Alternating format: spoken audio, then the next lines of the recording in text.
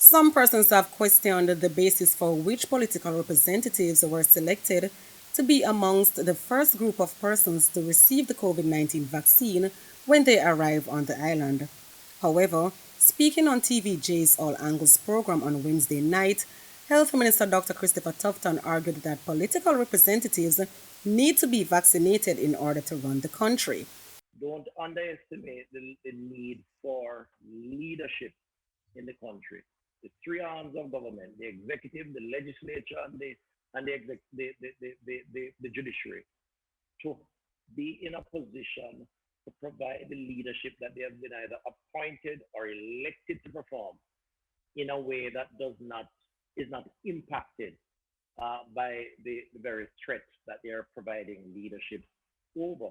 It is not unique to Jamaica. It is a universal principle with a lot of justification. Now, what I would accept more is if you say, well, listen, make sure you get enough so that everybody has access. And that is what the government has committed to. The government has said in the initial stages, there's resources over the next year of 3.5 billion doses of vaccine, 2 million people. If we need to get more, we will get more. But And opposition spokesman on health, Dr. Maurice Guy, is also backing this area of the government's plan.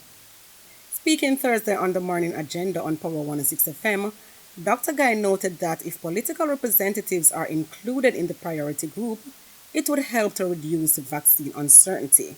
If you listen to many of the little comments that people have made in the street, if you listen to some of the social media things, the people say, listen, if the politicians, they have to take it first, whether we want to be guinea pigs or not. But it tells us that there is a segment of the population who feel that if the leaders are prepared to take this vaccine, then they will take it. So it's a case of influencing a decision by leadership. Secondly, let us not discount the fact that in terms of the work of the political representatives, it is far-reaching, moving into many communities. It would be tragic if a political representative has COVID-19, is asymptomatic, and goes around interfacing with people, albeit wear a mask and that sort of thing, but there's always the potential and infecting other persons in the community.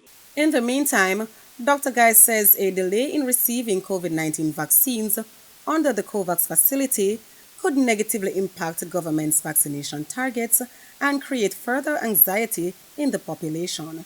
His comment comes on the heels of Wednesday's announcements from the Ministry of Health that 50,000 doses of the AstraZeneca vaccine being donated to Jamaica by India have been delayed until Monday. I do appreciate the fact of a gift, but the other matter too is the COVAX is not a gift.